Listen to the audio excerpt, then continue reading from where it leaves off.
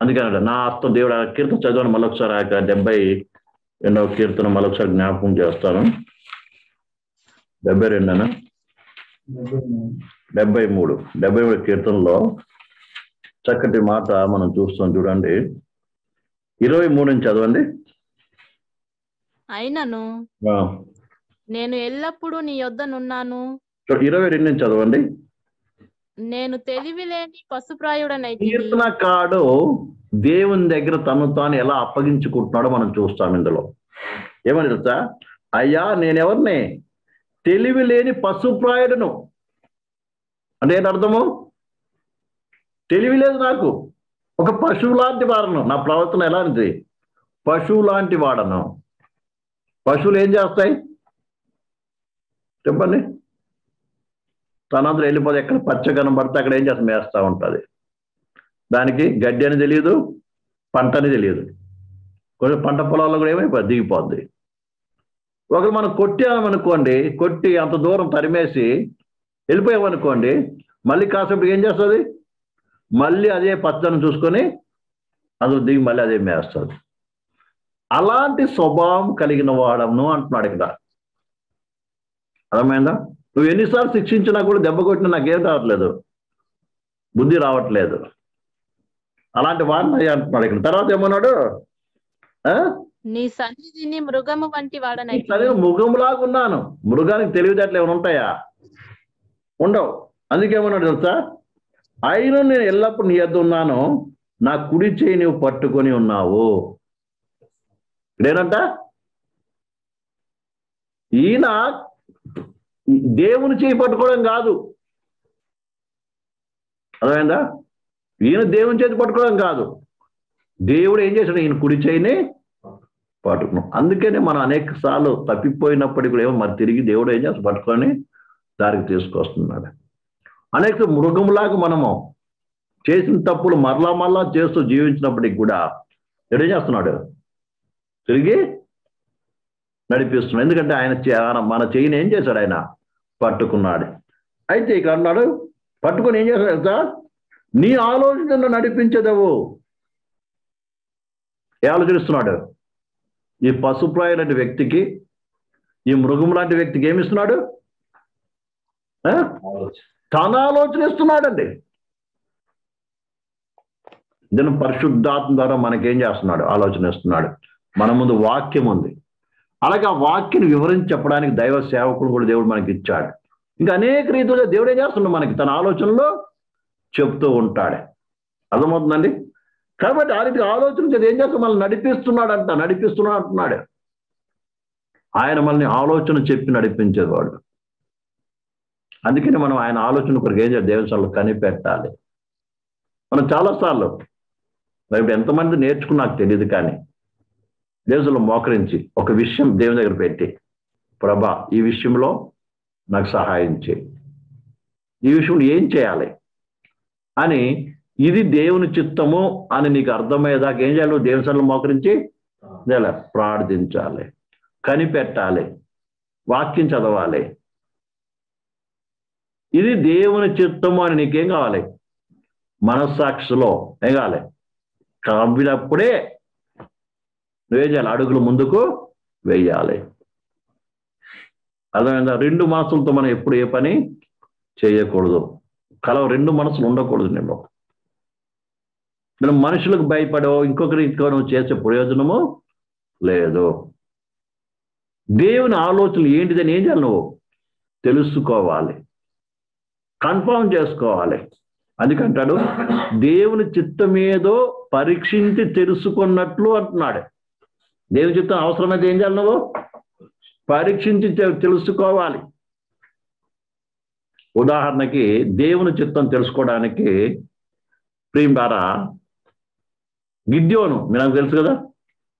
గిద్యోను, ప్రభువా నిజంగా నువ్వు నన్ను ఏర్పాటు చేసుకున్నావని, నా తోడు ఉన్నావని, నాకు జయమిస్తావని నాకు ఎట్లా తెలుస్తుంది? దయచేసి నేను అనుకున్నట్టుగా ఏం చేయమని ఏం చేశాడు? ఆ గొర్రె బొచ్చుతో దేవునికి పరీక్షించి ఏం చేశాడు? 2 సార్లు ఏం చేశాడు? పరీక్షించి తెలుసుకున్నాడే. ప్రేమ ఈ విషయాన్ని బాగా అర్థం చేసుకోవాలి. అయినా లోపల ఎంతో భయం ఉంది. ఏం చిత్తం అని తెలుసుకున్నా గిద్యోనులో ఏముంది? కొంత భయం ఉంది. అయినా చూడండి, కరుణమైన దేవుడు తన బిడ్డలు తన మీద ఎంత ఆధారపడాలోనని అతను భయాన్ని తొలగించడం కొరకు దేవుడు ఏమైనా తెలుసా, నువ్వు ఆ యొక్క మిద్యాలు దండలోకి వెళ్ళు, ఆ గుడారం దగ్గరికి వెళ్తే నీకు అర్థమవుతుంది పో అని చెప్పి ఎక్కడికి పంపించాడు? ఆ మిద్యాల గుడారం దగ్గరికి పోతే ఆ గుడారంలో ఇద్దరు అన్యజనులు మాట్లాడుకుంటున్నారు. ఆ మిద్యాలు లేవని ఒక కళ వచ్చిందని ఒకటి చెప్తున్నాడు.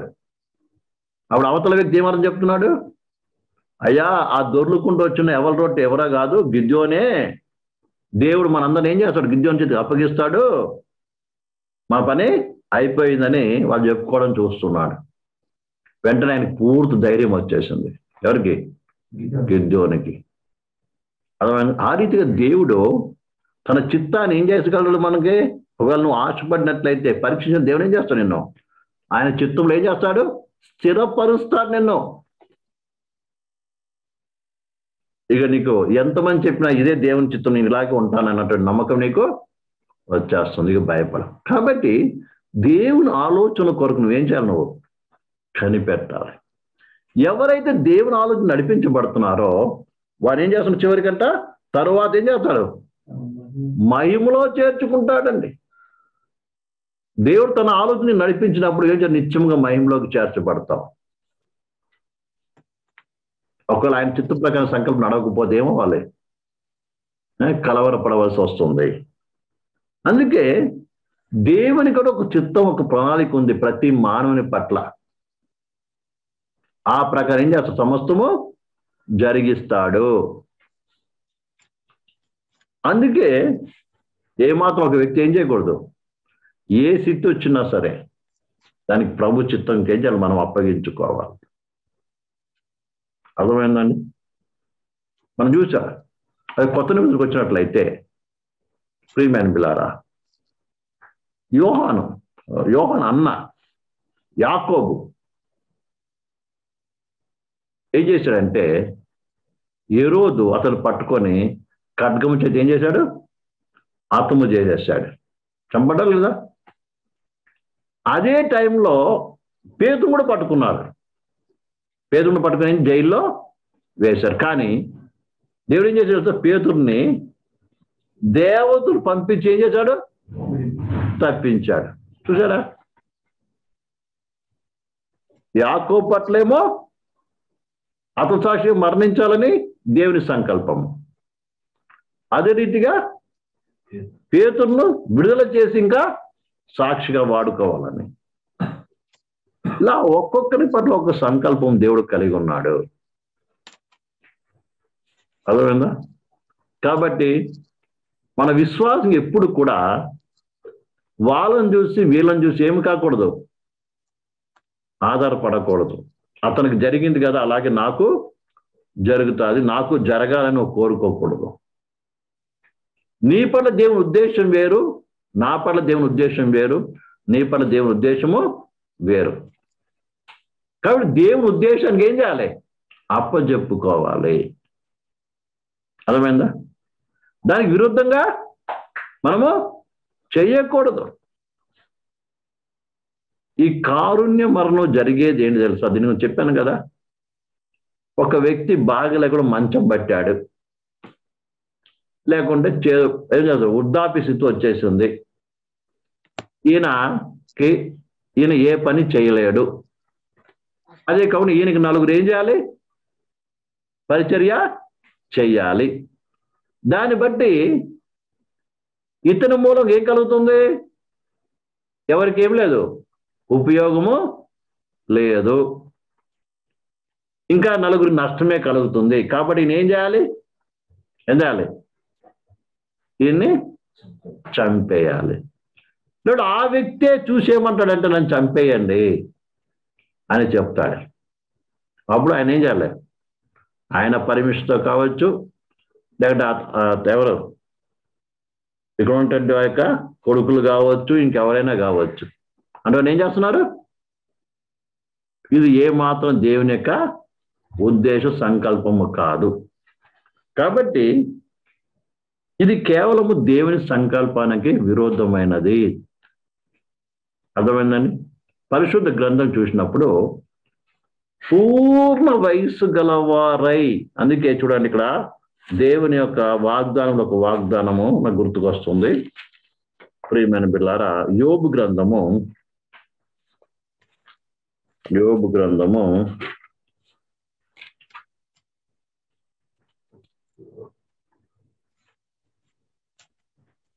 5వ అధ్యాయము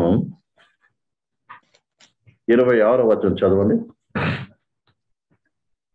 వాటి కాలమున ధాన్యపు పనలు ఇల్లు చేరునట్లు, వాటి కాలమున ధాన్యపు పనలు ఇల్లు చేరినట్లు పూర్ణ వయస్సు గలవాడవై నీవు సమాధికి చేరదవు. ఇక్కడ ఏమన్నాడు? ధాన్యం ఎప్పుడు ఇంట్లోకి చేర్చబడతారండి? చెప్పండి. ధాన్యం ఎప్పుడు ఇంట్లో చేరుస్తాడు? పూర్తిగా ముదిరి తనంత తానే ఎండిపోవాలి, తాను చనిపోవాలి. అంతే కదా? ఎండిపోవడం అర్థమైనది. అదంతా తను చనిపోవాలి, అదంతా అదే చనిపోవాలి.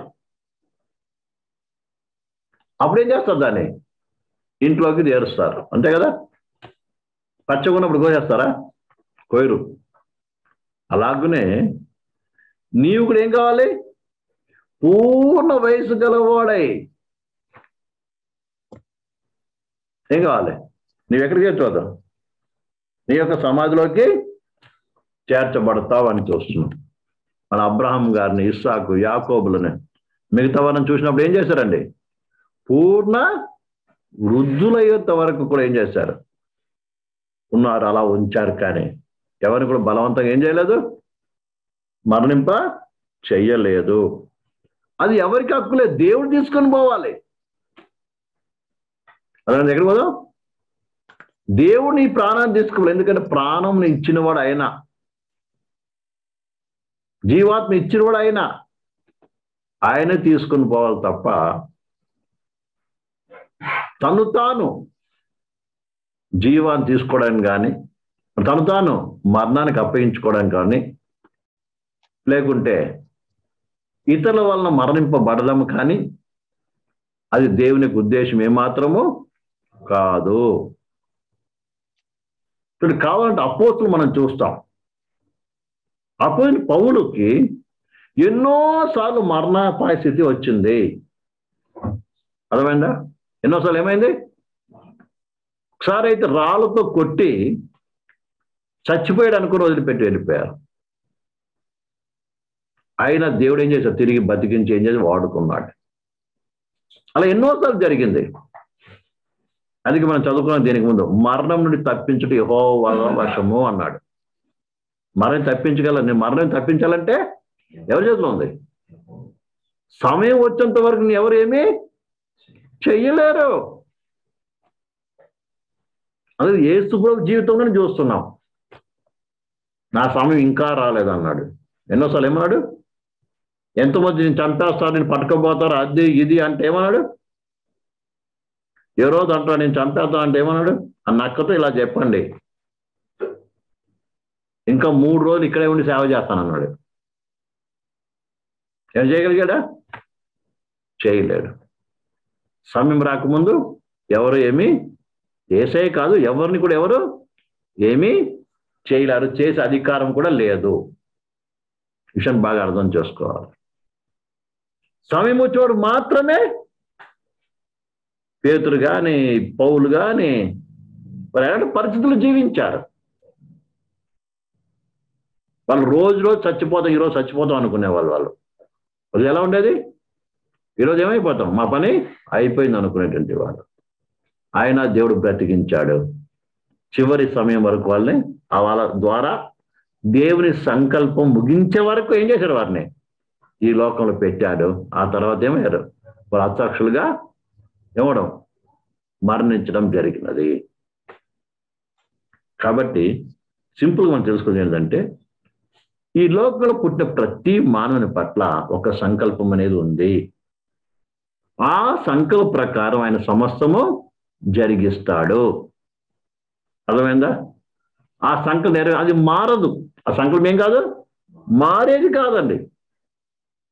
దాన్ని సంపూర్తి చేసే వరకు మనం ఏం చేయడైనా విడిచిపెట్టేవాడు కాదు.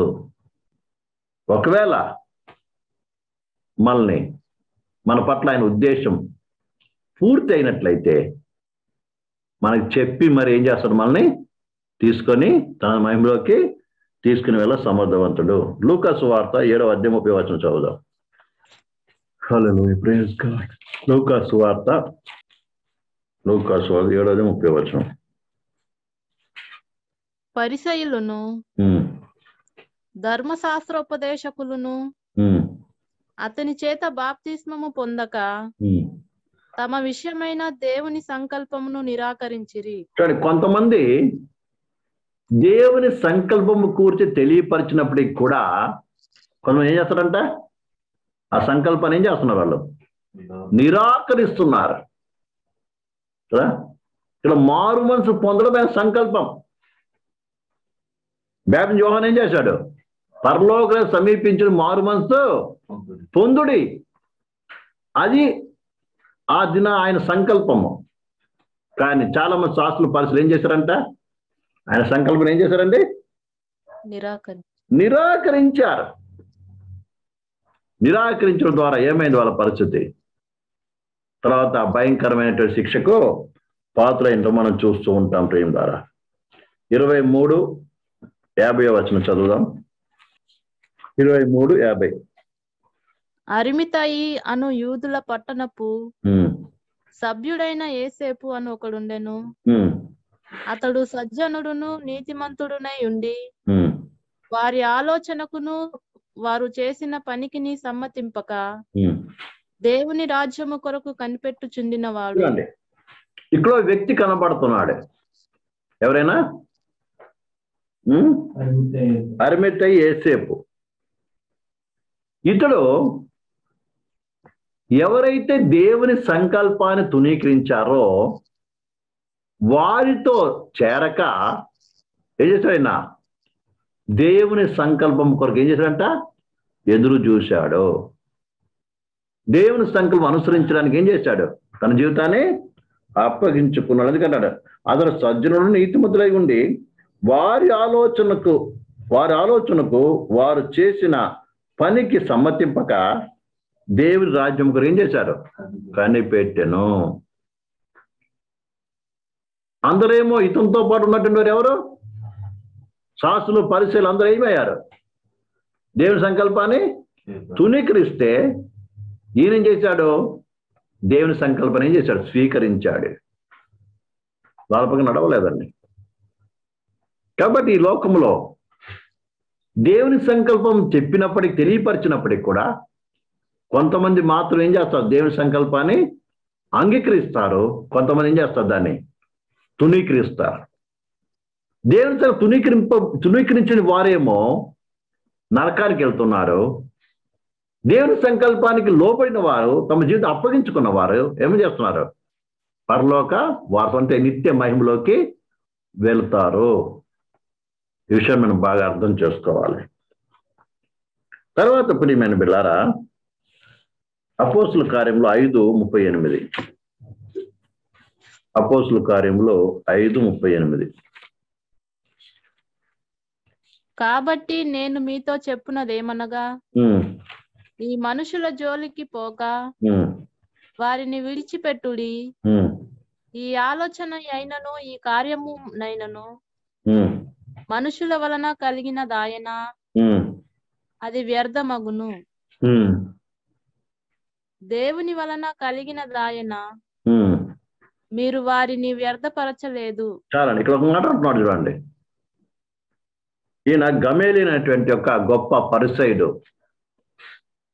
ఒక మాట చెప్తున్నాడు. ఏం తెలుసా, ఏమని? ఈ మనుషుల జోలికి పోక వారిని విడిచిపెట్టుడి. ఈ ఆలోచన దేవుని వల్ల అయితే, ఆలోచన అంటే ఏంటిది, ఈ సంకల్పము ఏదైతే అపోస్తులు చేస్తున్నారో ఈ సంకల్పము దేవుని సంకల్పం అయితే ఏం చేస్తాం, దాన్ని ఎవరు వేరు మార్చలేరు. అర్థమైందా? దేవుని సంకల్పం ఎవరు ఏమీ మార్చలేరు. అదే మనుషుల సంకల్పం అయితే, మనుషుల ఆలోచనలు అయితే ఏమవుతాయి? ఎప్పటికైనా కూలిపోతుంది అని అనుభవ జ్ఞానుడైనటువంటి గమేలియలు ఏం చెప్తున్నాడు వాళ్ళకి? అక్కడ మిగతా పరిసర శాస్త్రులు చెప్తున్నాడు. కానీ ఈ మనుషులు వదిలిపెట్టండి. దేవుని మూలముగా జరుగుతున్నట్లయితే, దేవుని సంకల్ప ప్రకారము వీళ్ళు చేసినట్లయితే వీరిని ఏ మనుషుడు వ్యర్థము చేయలేరు. లేకపోతే ఏమవుతారు? వాళ్ళతో వాళ్ళే వ్యర్థులైపోతారు అని చెప్తున్నాడు. అంటే దాని అర్థము, దేవుని సంకల్పము ఏ మానవుడు కూడా ఏం చేయలేడు, అడ్డు పడలేడు, ఆప జాలడు. అలాగే దేవుడు మన జీవితంలో ఏదైనా ఒక సంకల్పం చేయాలనుకున్నప్పుడు దాన్ని ఎవరు కూడా ఏం చేయలేరు, మార్చలేరు. అందుకే ఉదయకాలం చెప్పుకున్నాం చూడండి యూత్ మీటింగ్ లో, దేవుడు ఆశ్రయించాడంటే అది ఆశీర్వాదకరంగా ఉంటుంది. దేవుడు ఒక వస్తువు ఇచ్చాడంటే ఏం చేయాలి? అని దగ్గర ఎవరు దొంగిలించలేరు. దేవుని చిత్తం ఇది అంటే ఎన్ని ఆటంకాలు వచ్చినా ఏం కాదు, ఆగిపోయేది కాదు. అర్థమైందండి? ఆగిపోయేది కాదు, జరిగి తీరుతుంది. ఎందుకంటే నీ హస్తం ఆయన పట్టుకున్నాడు కాబట్టి. కానీ ఈ విషయాన్ని మనం బాగా అర్థం చేసుకోవాలని 13:36 కూడా చదువుదాం. 13వ అధ్యాయం 36వ వచనం. దావీదు దేవుని సంకల్పము చొప్పున తన తరము వారికి సేవ చేసి నిద్రించి తన పితరుల యొద్దకు చేర్చబడి కుళ్ళిపోయెను గాని దేవుడు లేపిన వాడు కుళ్ళు పట్టలేదు. ఇక్కడ అపోస్తలులు ప్రసంగిస్తున్నారు, దావీదు దేవుని సంకల్పం ఏం చేశాడంట? తన తరం వారికి ఏం చేసి సేవ చేశాడంట కదండి. దావీదు ఏం చేశాడు? తన తరం వారికి సేవ చేసి ఏం చేశాడు? ఆయన చనిపోయాడు. విన్నారండి? అలాగే ఒక్కొక్కరి పట్ల ఒక్కొక్క కాలంలో ఒక్కొక్క సంకల్ప ప్రకారం దేవుడు ఏం చేస్తున్నాడు? కొంతమంది దేవుడు ఏర్పాటు చేసుకొని దేవుడు తన మహిమ కొరకు వాడుకుంటున్నాడు. ఆ వాడుకుంటారు ఏం చేస్తాడు? వారు తిరిగి తమ మహిమలో చేర్చుకుంటున్నాడు ప్రేమలారా. అలాగే దావీదు కూడా ఏం చేశాడంటే తన తరం వారికి ఏం చేశాడు? దేవుని సంకల్పం ఏం చేశాడు? సేవ చేసి సమాధి చేయబడాలని ఇక్కడ వాక్యం మనం చూస్తున్నాం ప్రేమలారా. చివరిగా 20వ అధ్యాయము 27వ వచనం చదువుదాం. ఇంకా చాలా వాక్యాలు ఉన్నాయి కానీ ప్రేమలారా ఇంత మటుకు మీకు అర్థమైంది అనుకుంటాను. 20వ అధ్యాయము 27వ వచనము. దేవుని సంకల్పం అంతయు మీకు తెలుపకుండా నేనేమీ దాచుకొనలేదు. ఒక సేవకుడుగా వింటున్నారండి, ఒక సేవకుడుగా అపోస్తలుడైన పౌలు సంఘానికి ఏం చెప్తున్నాడు తెలుసా? ఏ సంకల్పం అయితే దేవుడు చేశాడో ఆ సంకల్పం ఏం చేయలేను, ఏది దాచు కూడా చెప్పేశాడంట. ఒక దైవ సేవకుడు యొక్క పని గురించి చెప్తున్నాడండి. వింటున్నారండి? దైవ సేవకుడు ఏం చెప్తున్నాడు? దేవుని సంకల్పము అంతా కూడా ఏం చేశాడంట? విశ్వాసులకు తెలియపరచడంట. అర్థమవుతుందండి? కేవలము దేవుడికి ఒక సంకల్పం ఉంది తెలుసుకోవడమే కాదు. అర్థమైంది? ఇప్పుడు ఇంతవరకు చెప్పుకున్నాం. ఒకటి ఏమైనా అర్థమైంది ఇప్పుడు మనకి, దేవునికంటూ ఒక సంకల్పం ఉంది, అది ఎప్పటికీ మారదు. ప్రతి వ్యక్తి పట్ల ఒక ప్రత్యేక సంకల్పము కలిగిన వాడు. అంతవరకు ఇప్పుడు మనకు తెలిసింది. ఏంటి ఆ సంకల్పము? అది తెలుస్తున్నా మనకందరికీ. ఏంటి ఆ సంకల్పము? అదేం చేయాలి? మనము నేర్చుకోవాల్సిన బాధ్యత మనకి ఉంది. కాబట్టి ఈ విషయాన్ని మనం బాగా అర్థం చేసుకోవాలి. కాబట్టి ఈ లోకంలో దేవుడు పుట్టించినటువంటి అనగా ప్రతి వ్యక్తి, ప్రతి మానవుడు ఎవరు పుట్టించారు? దేవుడే పుట్టించాడు. కాబట్టి ప్రతి మానవుని పట్ల దేవునికి ఏముందంటే ఒక సంకల్పం ఉంది. ఆ సంకల్పం మారిపోయేది కాదు. అది నీ జీవితంలో నా జీవితం నెరవేర్చబడాలంటే పూర్వం మనం ఏం చేయాలి? మనం ఆయన చేతికి అప్పగించుకొని, ప్రభువా నాకు ఏమాత్రం తెలియదు, నువ్వే నా హస్తం పట్టుకుని ఏం చేయి, నడిపించు, ఆ తర్వాత నేనేం చేయి, మహిమలో మార్చు అని ఒక విశ్వాసి ఏం చేయాలి? దేవుని చేతికి అప్పగించుకోవాలని. అప్పుడు ఆయన సంకల్పం చేయడము ప్రారంభిస్తాడు. అర్థమైందా? ఈ విషయాన్ని అర్థం చేసుకోవాలి. లేకపోతే ప్రియులారా, మనము అన్ని జనులకు ఉన్నప్పుడు ఏ రకంగా ఆ ప్లాన్ చేసుకొని, ఈ ఆలోచన చేసుకొని, ఈ రీతిగా ఆ రీతిగా నడుచుకుంటున్నామో అదే రీతిగా మనం ఇప్పటికి కూడా జీవించవలసి వస్తూ ఉంది. ఎప్పుడు నీ జీవితంలో ఆయన సంకల్పం అనేది నెరవేర్చబడదు కదా, చివరికి దేవుని దగ్గర ఏమవుతావు? శిక్షకు పాత్ర అవుతాం. అందుకనే దేవుని సంకల్పం మన జీవితాన్ని అప్పగించుకోవాలి. అది తెలుసుకోవాలంటే మన మనసు మార్చుకొని, ప్రభుత్వం పరిపూర్ణంగా అప్పగించుకొని, ప్రభా నేను నడవలసిన మార్గం చేసిన కానీ నాకు చూపించమని అనుదినం ఆయన పాసనలో ప్రార్థిస్తూ ఉన్నట్లయితే అనుదినము కూడా ఆయన మనకేం చేస్తాడు? మనతో మాట్లాడి ఆయన మనల్ని నడిపిస్తాడు. మన హస్తం పట్టుకొని చివరి వరకు ఏం చేస్తాడు? మనకు తోడుకుని ఏం చేస్తాడు? చివరికి ఆయన మహిమలో చేర్చు సమర్థవంతుడు. కాడి విషయాన్ని నేర్చుకుందాం. ప్రభు కృప మనందరికీ తోడైనను గాక. కళ్ళు మూసుకొని ప్రార్థన చేసుకుందాం. కళ్ళు మూసుకొని ప్రార్థన చేసుకుందాం.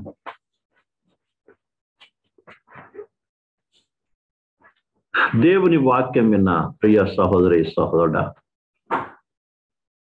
ఈ రాత్రి కాల సమయంలో ప్రభుకంటూ ఒక సంకల్పం ఉంది. అది మారిపోయేది కాదు. ఆ సంకల్ప ప్రకారమైన సమస్తము జరిగించువాడై ఉన్నాడు. అది కీర్తనకాడు అంటున్నాడు, ప్రభా నేను పశువు ప్రాయుడినైతేనే, నేను ఎదుట మృగం వంటి వాడినైతేనే, అయినప్పటికీ నీవు నా చేయి పట్టుకుని ఉన్నావు, నీ ఆలోచనతో నడిపిస్తావు, తర్వాత నన్ను మహిమలో చేరుస్తావని గొప్ప విశ్వాసము నమ్మకము కలిగిన వాడుకున్నాడు.